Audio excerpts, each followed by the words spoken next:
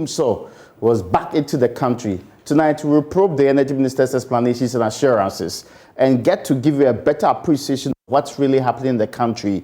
We'll also be able to put all of this in the right perspective with a man who's run that ministry, who hated the words Dumsor in times past. He is with me here in studio. Dr. Kwabena Donkor, you're welcome. But first, let me get to the appreciation of the latest on the state of power supply in the country. Joining me now via phone is the Deputy Minister, Andrew Ejapamesa. Honorable, you're welcome to UPfront.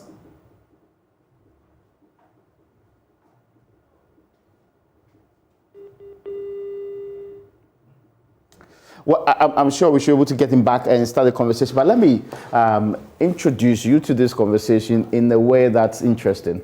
Have you been experiencing Dumsor where you live? Or you, the rich and powerful in this country, you have your own energy provisions? Well, we've had outages, okay, both in my constituency and then also on the Sprinters Road where I live. There have been outages. Oh, that's interesting. Now, all of this, you understand it better. The minister had already been giving us some reasons. First, they told us that in December, they were doing the Doom CACA, which means that we were just putting a part of the country so that we can fix the problem permanently and give you consistent power. This was suspended in December to give us Christmas, but they had to bring it back in April to make sure that things run properly. Aside that, there's also some major storms and other things that brought in some technical challenges. There are lines they are laying to which is problematic and ought to be fixed to make sure that we enjoy power properly. You've been there before. Are these reasonable, rational, truthful explanation of what we have today? Well, if the switchyard at Abuaze is incapacitated by a fire outbreak or some fire in the switchyard, of course, it will impact on the ability to supply, especially from the west to the eastern corridor. And remember, it is a national integrated transmission system. It's a network. Okay. So if one side of the network experiences a major disruption, it's going to impact on the whole network. If they don't manage the disruption properly, it will lead to a total blackout. So far, the Abuaze situation is real, the switchyard. But that epitomizes a bigger challenge, the bigger situation, the bigger picture of underinvestment over the years.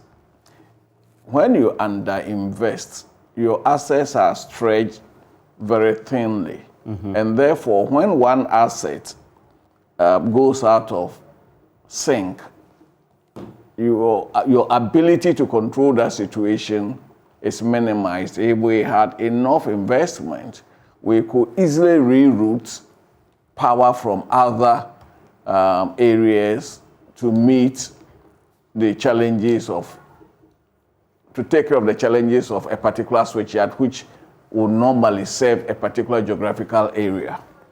Okay. Now, it's a bit interesting, all of these latest explanations, because it's been happening for almost 2 weeks.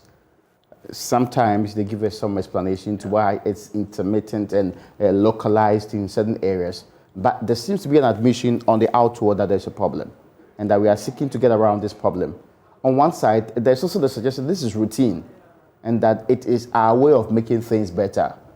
Which one do you think is really the issue here? For me, the Abuaze is major. Okay. Abuaze is major. And then, of course, there was the planned program to upgrade some facilities. But that planned program has also resulted in this situation because we have underinvested. Therefore, our room to maneuver has been very limited because we have underinvested for a considerable period of time. Let me give you an example. In 2018, arising out of that populist tariff reduction, Gridco had to suspend a number of projects, capital projects they were executing. Indeed, they had a project with the ADF, the French Development Agency. and the agency had to pull the plug because their books had become impaired because of that populist tariff reduction. And that is symptomatic of the general underinvestment. And that underinvestment manifests itself in more ways than one. If you have ECG losing as much as 29.9%, which is 30% of the power they buy, between where they take the power and where they distribute the power, we have this quantum of loss, and especially the higher technical loss, then we have a challenge. It's a bit more of what we are. So even under the ADC, was this under investment real and happening? Yes, as a people, we have underinvested. We have underinvested because we have shied away from taking some of the major decisions that we ought to be taking. For example, we have a situation where our tariff is not cost reflective to the entity. Okay. And therefore, what do we do? As a nation, we can decide that, okay, we're going to subsidize power. That is our choice, our democratic choice. But if we take that decision, we must have a budget line for that subsidy. And that subsidy should be paid to enable us invest in the necessary infrastructure. Mind you, demand is growing by between 7 to 15%. Okay. If demand is growing and you are under-investing, you are exacerbating the situation because your assets now become unable to meet the demands being placed on the assets. Okay. So we have that problem. And it is therefore very unsavory that people play some partisan politics with the situation. We typically have an example now of this so-called excess capacity, which has become a myth. Indeed, on the 18th of March, for example, on the 18th of March, fortunately, the minister also used the same figure. Okay. On the 18th of March, peak demand was 3,469 megawatts on the 18th of March. The available capacity that day was 3,100. Is it 800? 3,817. Okay, all right. So we had a margin of only 348. If we take the required reserve margin of 18%, then it means on that day, we didn't even have the required reserve margin. That means you should have more than 4,000. Precisely, on that day. Okay. And when you have this situation, and yet it suits a political narrative to say that we have excess capacity, it beclouds the issue. Okay. Now, is it not, I'll come back to this point because that's something that we will deal with in detail. There's something that Dr. Rekubobe put out there. He said, Greco believes the rainy season is the best time to renew transmission lines. He believes that he must be in Disneyland and not in this country. And that it's not reasonable for you to do that in the rainy season. Is it?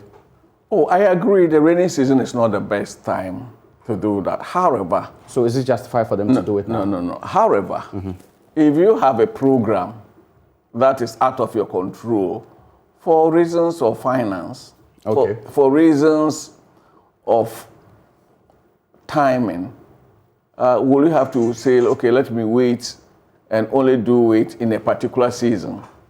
Interesting. That is the challenge. Okay. I perfectly agree that the rainy season is not the best time. However, you have a challenge. Your assets are deteriorating. But that's not the first time. They did not start today, right? They've been doing this for God knows how long. Yes. Yes, because last year they told us about this. The previous year they had some conversation that we're going to do this. In fact, last year we were given a timetable for it. Yes. So why is this so urgent now?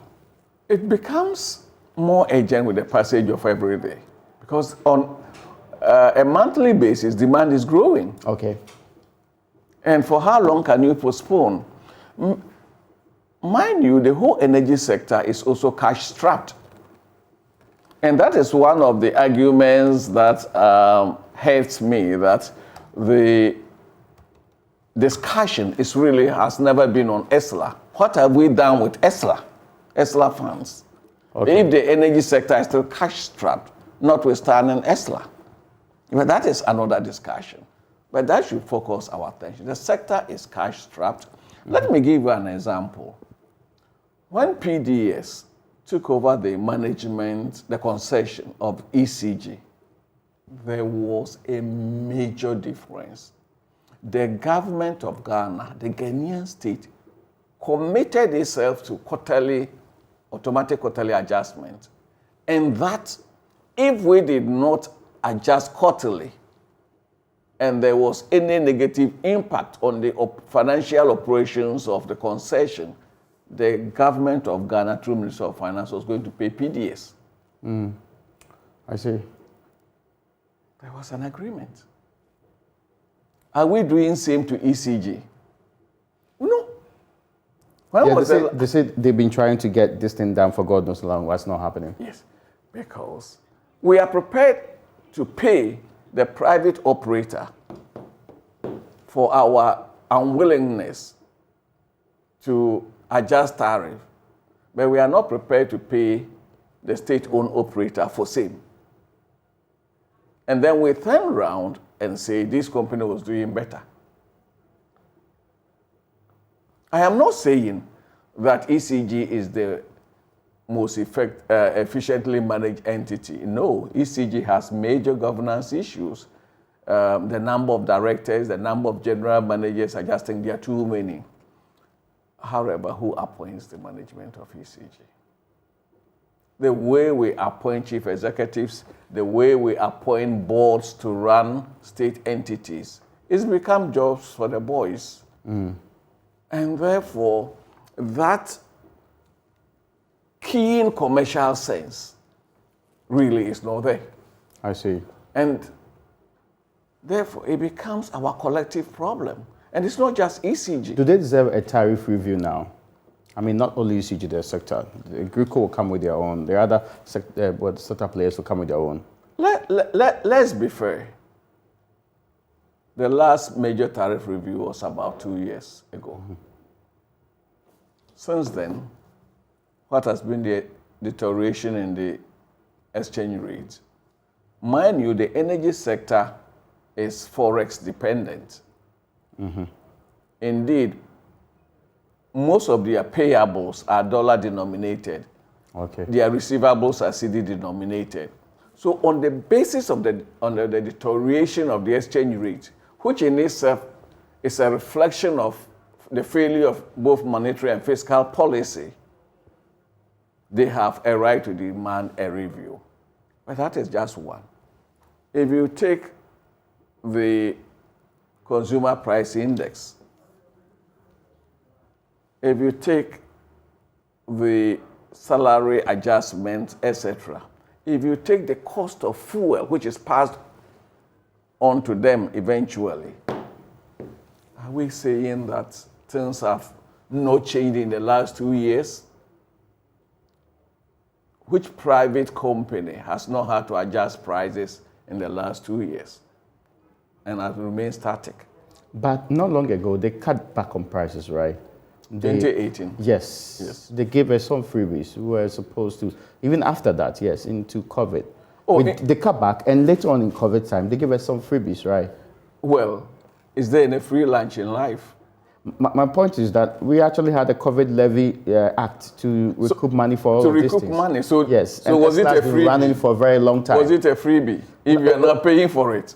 Yeah, but the question I'm asking now is that whether or not, to your mind, there's a major need for a major tariff review that will increase the kind of tariff you are giving to ECG.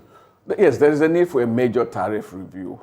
But who and how the difference should be paid is a matter for political decision making. Yes, ECG as an entity, Ghana Water, Gridco, they've had their cost going up by more than 20-30%. In fact, the dollar-cedi relationship, what has been deterioration in the last 2 years. And as I said, other than salaries, most of their payables are dollar denominated, including their contracts, IPP contracts. They are dollar denominated, and yet their receivables are CD based.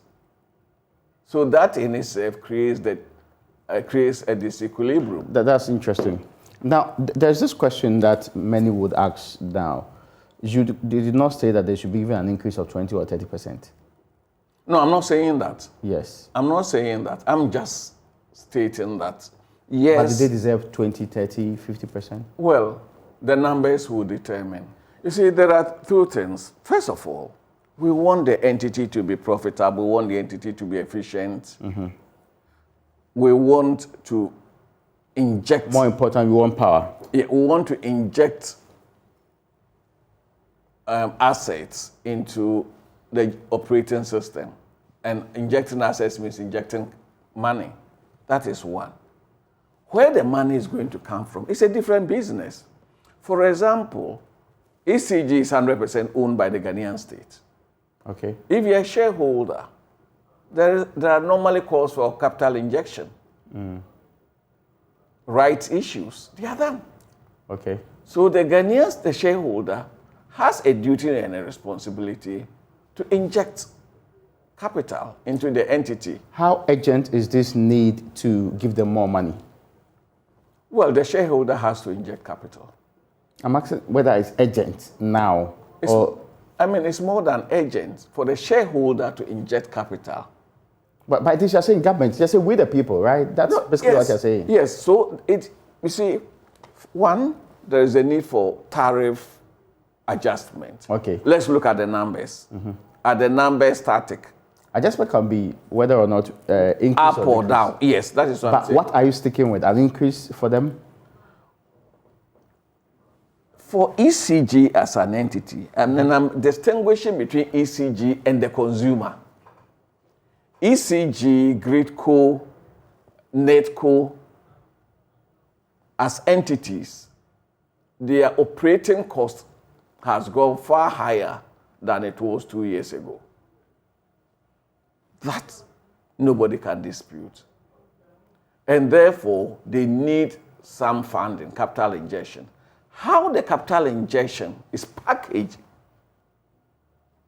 is another business. Can we say that, for example, ESLA, we are giving ECG, let's say 5 billion cedis from ESLA, fix these substations.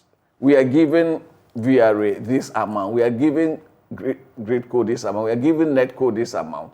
That in itself will be part of the solution. However, are we also going to say that as consumers, do we need to pay more? If we need to pay more, what is that more for? And I'm not talking about for more. What is that? What is that more for? Okay. Those are issues we can't run away from. And then there's the issue of efficiency. What do you want us to do? That's what I'm trying to get out of you. Personally, yes, I believe the Ghanaian state should inject some more capital into, yes. From where? ESLA? From ESLA and from budgetary sources. Really? Yes, we have to. We have to. That means we should not do a tariff increase. No. There is the need for a tariff review for the entities. Okay. Let's look at the numbers. What are the numbers saying? Okay. If the numbers say there should be a 20% increase, for example, and then let's establish that.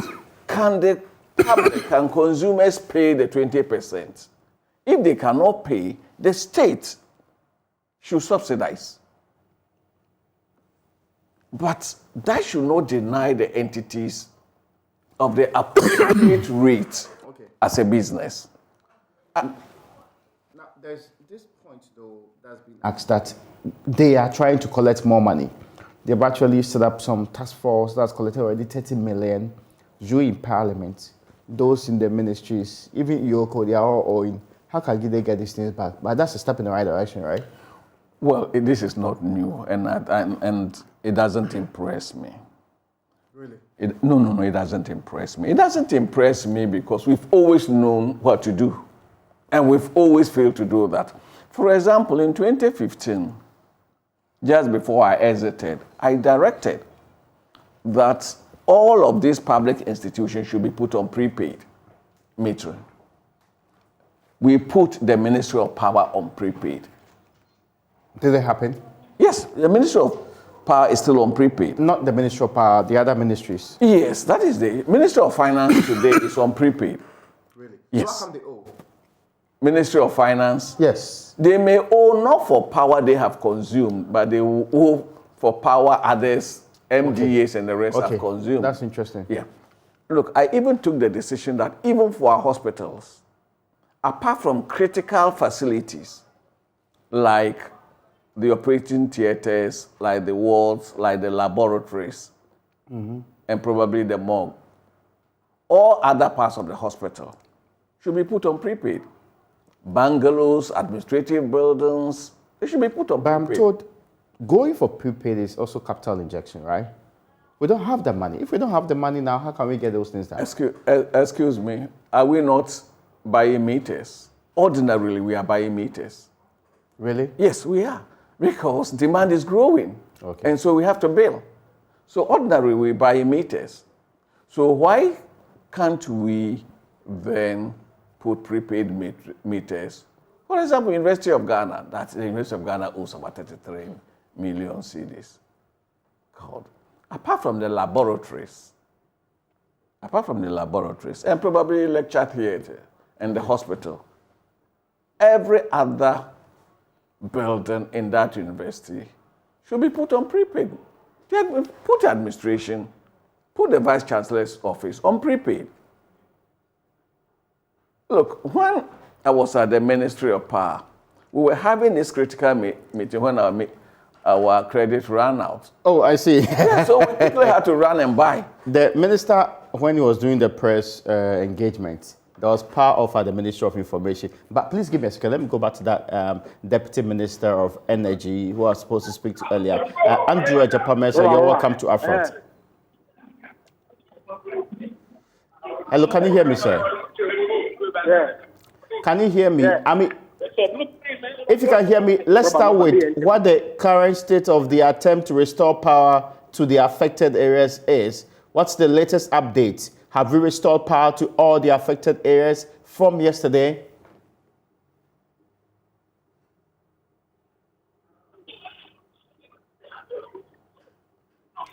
Hello? Hello. Yes, Deputy Minister, the question I was asking is whether or not we have restored power to the affected areas, the areas the minister said there was a problem that we were fixing. Have we restored power to all of these areas? Well, as of this moment that I'm speaking to you, I cannot confirm because I've been out of Accra for yesterday and today. But I know that GRIDCO is working on restoring the locations that were affected by the burnt out equipment, okay? Obviously, that will mean that they can only roll the restoration out. It cannot be a one-off event, okay? Oh, I see. And so I can confirm to you later whether that problem has been resolved and that electricity has been restored to all the areas that were affected that the Honorable Minister mentioned yesterday. I'm sure by now we have figured out exactly what the scope of the problem really is. How long is it going to take us to restore power to all of these affected areas? Well, I'm not in a position to confirm that at this material moment. Like I said, I'm sure you didn't even see at the press conference yesterday, even though I have a copy of the document. And I know that the Honorable Minister showed pictures and actually a video of the fire that was occasioned. Some of these equipment may not be readily available, okay? That may require importation to be done. And I'm speaking in broad terms, not necessarily directly to this particular issue. But I know that it is not all equipment that the ECG and GRIDCO use for the repairs that are all the time readily available. Some may require some importation, okay? But like I said, it is a matter that is of great interest to us, and as the minister indicated, we're going to work around the clock to make sure that those equipment that were damaged as a result of the fire is all repaired to restore power to the affected community. There is this important question about today being, Thursday, tomorrow is Good Friday. There are people who are asking whether or not they would spend the entirety of Easter with or without power. Can that be assured? Since we had suspended a certain exercise in December for people to enjoy Christmas, will this be suspended? Will power be given to people for them to enjoy Easter? Obviously, if the repair, is concluded, then there is no reason to, as it were, deprive the beneficiaries of the power. But obviously also, if, for example, some equipment is unavailable and so it cannot be immediately procured to fix the problem, then the power cannot be made available. Like I said to you, these are matters that people expect specific answers to. At the present moment, if you recall, the brief that your producer gave me was that there is Dumsor, and that the minority has suggested that some Dumsor and some financial challenge is the reason why we are encountering the problems that we are encountering. That's a question that I'm sure... you and assure the good people of this country that assertion is farther from the truth. Because yesterday, it cannot be the case that the minister put people out there to go and set the fire and video it and show it to the people of Ghana because we didn't have money to pay for fuel. Now, the only reason why there are power outages, and these are localized, in the areas where they are directly affected as a result of the damage at the BSP, are the only places that are affected. I'm in Takrady, and you can confirm from the consumers within the enclave where I am presently that there are no power outages because there's no disruption at any of the sites that supply power to the residents here. 2 days ago, I was in Accra. There was no power outage in my neighborhood. Because I see. You must be privileged then, but let me ask this question. So let's just put it in simple terms. What percentage of the population you supply power to is currently with power? Well, it's the people who are affected at the Kaswa enclave where the fire outbreak took place. Okay. That's all. So the expectation is that no other areas would have power outage? Without a doubt. Okay. Now, because as the data that the minister put out yesterday confirmed, we have excess generation capacity in the system that we are paying for whether it is consumed or not. I see. And so why is the government that is paying for the power, whether it's consumed or not, deprive the consumers from the use of the power? Now, I'll come to that point about excess generation, but there's one more question that Dr. Rekubobi put out there. He's saying that it will be so surprising that Greco decides that it's during the rainy season, that's the best time to renew transmission lines. He says it's awkward. It says that Greco is what? The decision to renew transmission lines during the rainy season is a bit problematic, isn't it? Why is it problematic? Because they have a program that they're running, and the the replacement of the transmission lines did not begin today. I'm sure that last year when we held the press briefing, you saw people stringing lines between Tema and Accra. And the program that they are rolling out because of the completion of the Kaswa box supply point, there's a need to replace some of the transmission lines that are old so that it can carry the load that the box supply point is providing through to the consumer's end. So why would it be surprising? Now, the only difficulty they have is that the rainy season has always been a very wonderful time to do this. This is because of the tendency that there will be problems with carrying out the exercise during that time. And that has been consistently the problem. But if you say that's not an issue, There's the other question you raised about excess capacity. Now, this has been questioned. You need to look at the trend and do a trend analysis whether in 2017 during the rainy season there were power outages, whether in 2018 during the rainy season there were power outages, whether in 2019, 2020, 2021 during the rainy season there were power outages. All these periods that I've made reference to, there were no power outages. And so if in 2022, because of a certain program that is being rolled out to improve the transmission network, it's leading to some outages in some localities, how can that be attributed to anything? Now, that question is what I'm coming to. On the scale, you talked about the capacity that we have as a country today. And yes. To you, I mean, that there's excess. Yes. When you, just quickly on that particular point, when you add so as the minister said, peak demand is 3469 megawatts, right? And available capacity is 3861 megawatts, right? Uh-huh.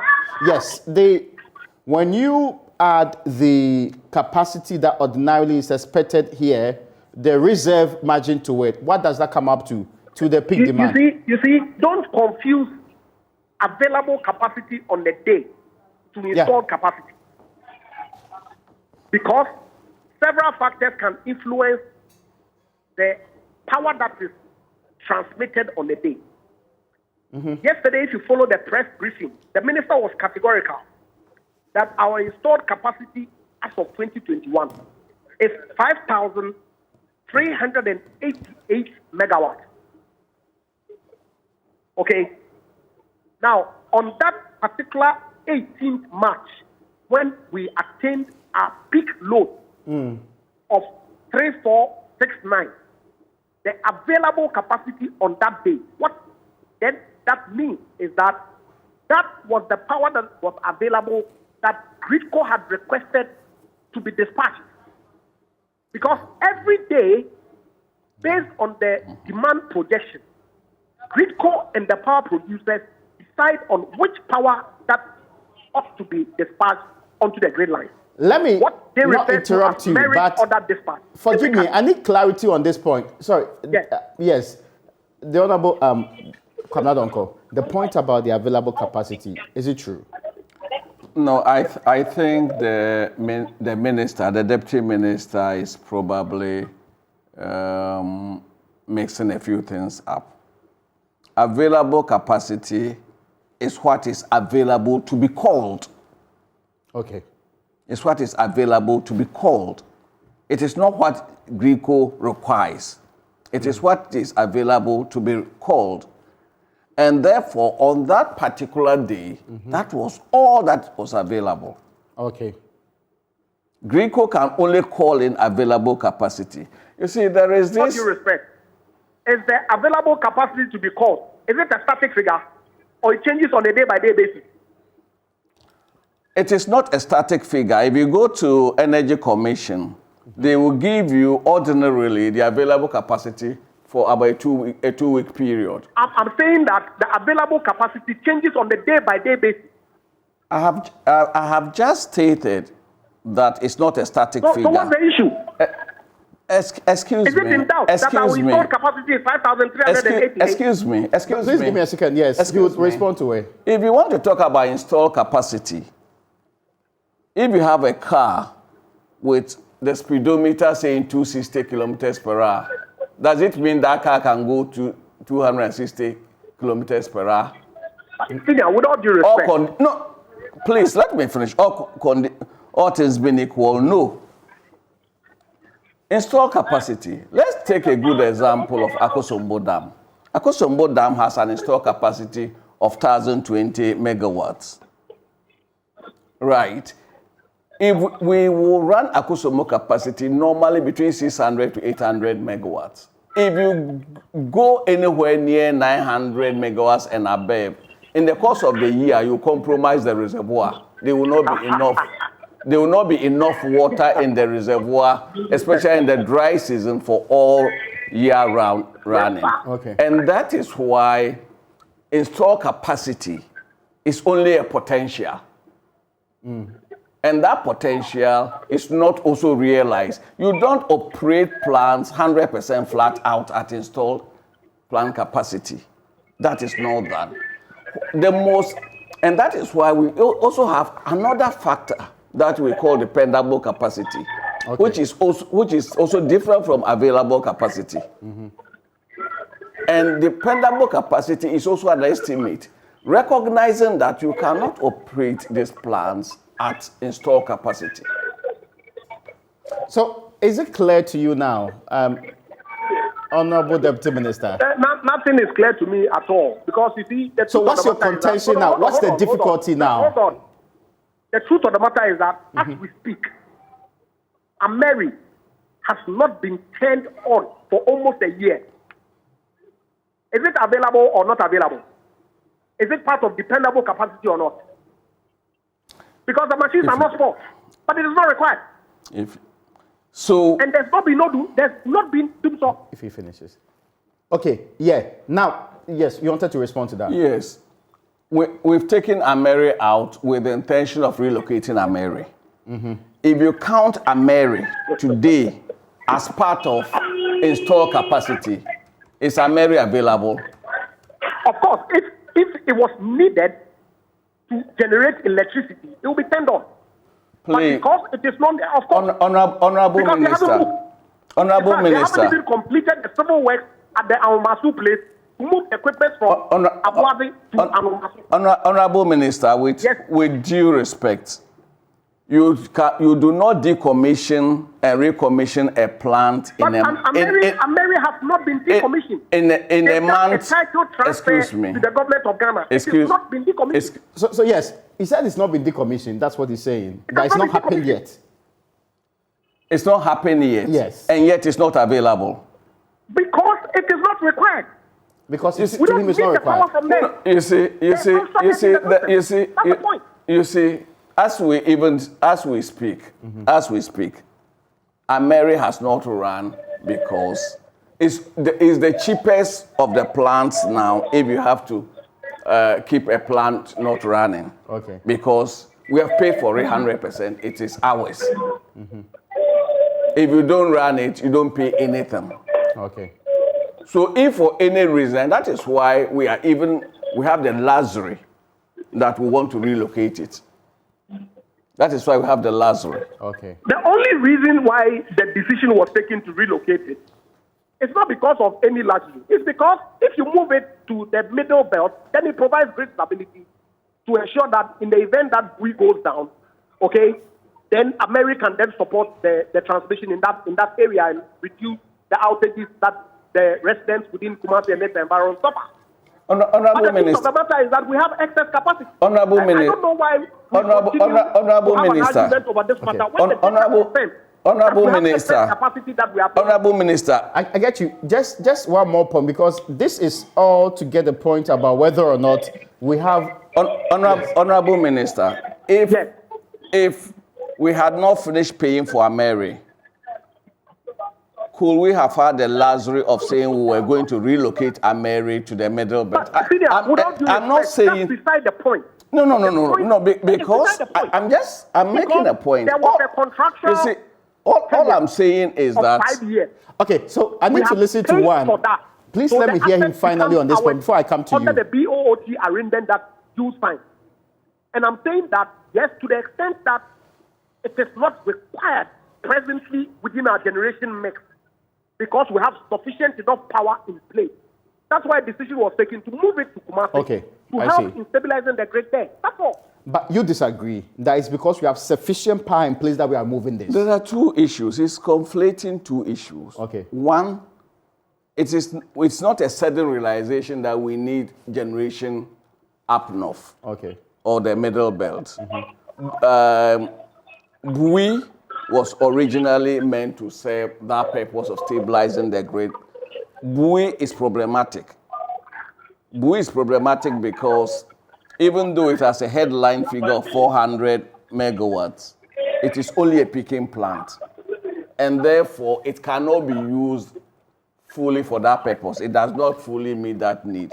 Yes, So we have recognized, and indeed, if you look at Energy Commission projections all the way from 2014, there's been a recognition that to stabilize the grid, we need to have some generation.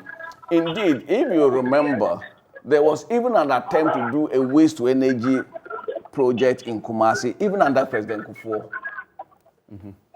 It is a recognition that we need some generation in the middle belt. Yeah. That is not How does the that issue. dispute his point? That's the point he's making about we have. The point about excess, I am saying that for any country, I've given you the 18th of April The March, data. 18th of March. Yeah, 18th of March. March data. I've given you that data. I've given you what was available. Okay. God forbid, if one major plant went down, tripped, we will not have had sufficient power because we will not have enough cover. Not true. We will not have had enough cover. The reserve margin will not have been sufficient. Even if one of the 330. That is just not true. And you know Okay, but you see, sorry. Can you please be courteous and let Forgive me, but somebody else if you hold on a second for me, he will complete this point, then you react to it. That's fine. Please do. Yeah. And so we have that situation. Apart from that, here we are as a country. We are all over looking for investment. One factory, one district, one factory. As we speak, there's an attempt to bring Valco back on stream. Valco is presently operating on one port line. There are 4 more port lines. Each port line takes 75 megawatts. So Valco alone, if we are successful in bringing Valco fully on stream, there's an addition of 300 megawatts needed. Yeah. BS5, one of the factories we now have, BS5 is not operating at full capacity because they say they don't have adequate power where they are located. So, you see, we can do all the politics, but the reality is that as a people, I sincerely believe what we have called over the period excess power, and we have made payments. No doubt government has had to make some payments. Indeed, if you take the 2019 payments that the finance ministry made on behalf of the energy ministry, there was payment to Ameri. There was payment to Letasco. Letasco is a fuel supplier. And if we have excess power, it means we are not running fuel. We also paid Stratcom, which is also a fuel supplier. Then we also had TMF trustees, which is also fuel. That is the ANI Sankofa fuel. So, and yet we've balkanized all this and we term that excess capacity payments. When you are paying for fuel, Okay. we have a problem. Because you need them to provide the generation that you require. You see, you don't use fuel if you are not generating. Okay. You only use fuel when you are When generating. they are generating. So when you are paying for fuel, you don't turn around and use that fuel payment as excess capacity. Because this matter is important, do you have a quick response to this one before I ask the very last question? You see, look, I have enormous respect for Dr. Pamnadu. Very well. He's a very good friend of mine. But some of the assertions that they are making, it's just not true. Okay? Now, the question of fuel, okay?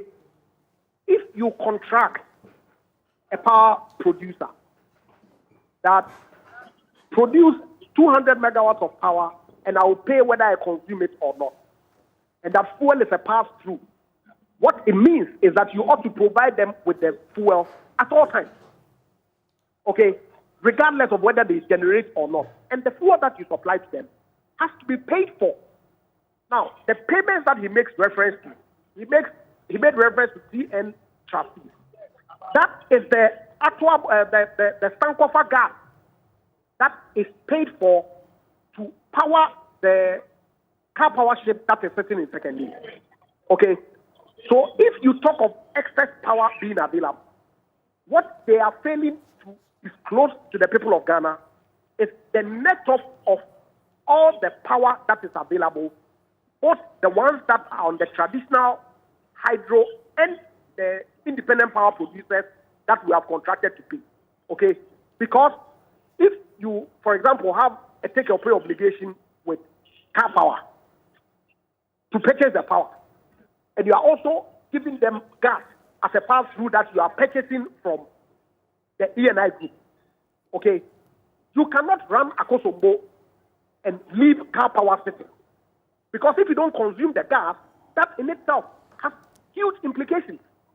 And so in all the computation, you do a net off of the power that was in place prior to all the IPPs that were signed and the addition. And clearly you will see that we have excess, as was depicted by the Honorable Minister in the graph that he showed yesterday. That shows the red line as being our peak load and the light blue as the installed capacity that we are paying for, whether we consume them or not. Now, you brought up this because it's been controversial.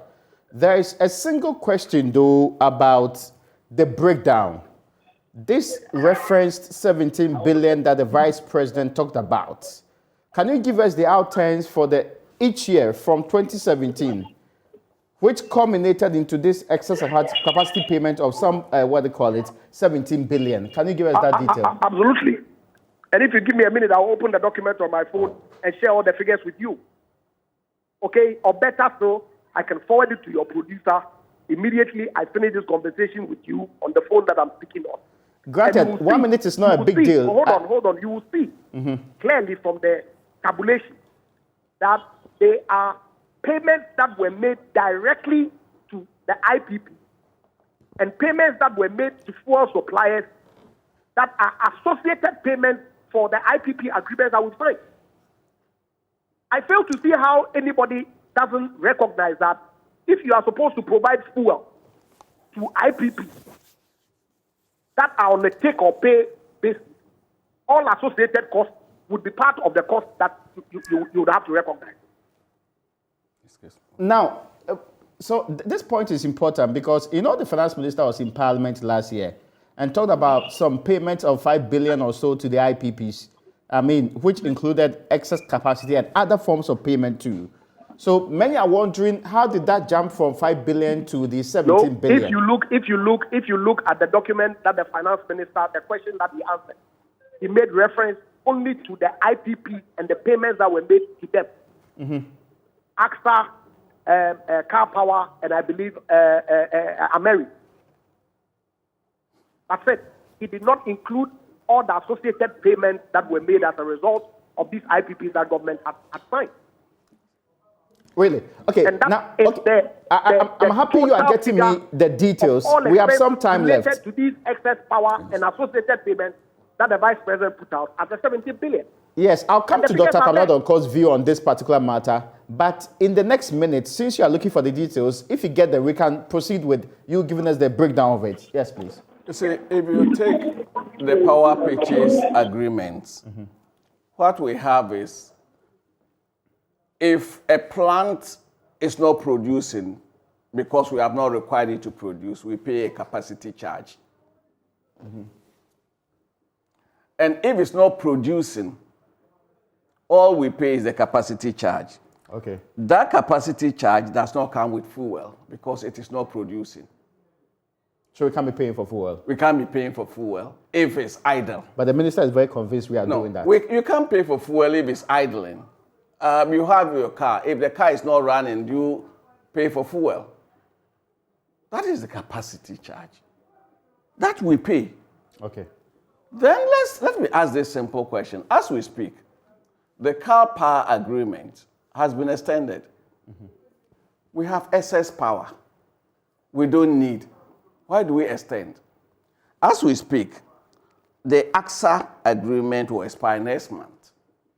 As we speak, they are negotiating with AXA to extend the agreement. If we have excess power, do we need to extend agreements that are lapsing? Okay, that's an interesting point, but let me ask the minister to explain to us on that. Honorable Ejapamesa. Honorable Ejapamesa. Extend agreements that are excellent.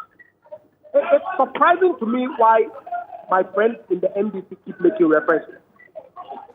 Now, so have we extended the car power agreement? Have we extended that? That the ENI gas, when he was in government, contracted a 180 million scf per day volume on the take-or-pay basis. That agreement is for a minimum of 20 years. And so if car power ship contracts expire, what equipment is going to consume that gas? Am I expected to answer?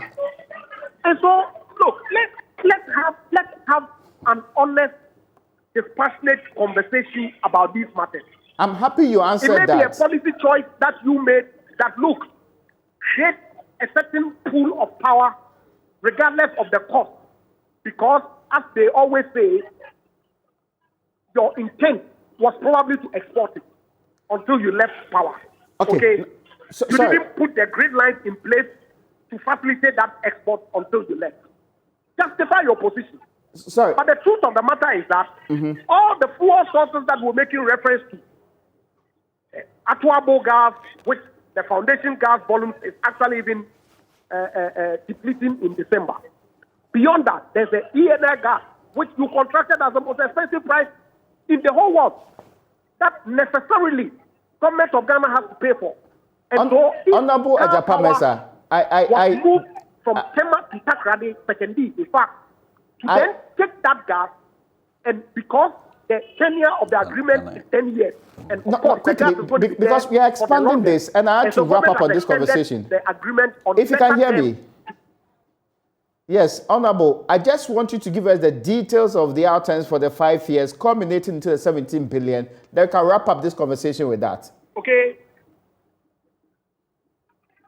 Now, the total amount that were expended, paid to AXA in 2017 was $10 million. In 2018, $350 million. In 2019, $542 million. In 2019, $779 million. And in 2021, we paid $187 million. Okay? That's the IPP power producer. So the total amount that were paid to the IPP, okay, and this comprised of AXA, Car Power, Sunan Aseli, Sem Power, Ameri, and Amandi Energy. The total of that figure over the 4-year period is 1,868,888,803.51. Okay, dollars. And then the power, the fuel that we paid for ENI, Vitol, Letasco, GMPC, including Gencop, Stratcon, and Goil, Strogo Energy, all comes to 1,389,739, 1,389,739,128.59. Total of 3,258,627,942. If you convert this figure, you get 17 billion. Is that all excess capacity? So the excess power and the associated payment for the fuel that was made is the figure that His Excellency the Vice President put out. I get your point. I think we can take it up some other time because unfortunately I've run out of time. Forgive me, Doc. And very well. We can just a 10 seconds. Yeah, let me just say this. If assuming we have even excess fuel, which is what we are being told relative to the ENI Sankofa field, have they not signed an LNG agreement on take or pay basis? The Tema LNG, yes. Well, I guess we can explore this some other time, but thank you so much, Dr. Kwabena Donkor. Many thanks to you for watching today's episode of Upfront. My name is Raymond Dalkwa, and enjoy the Easter.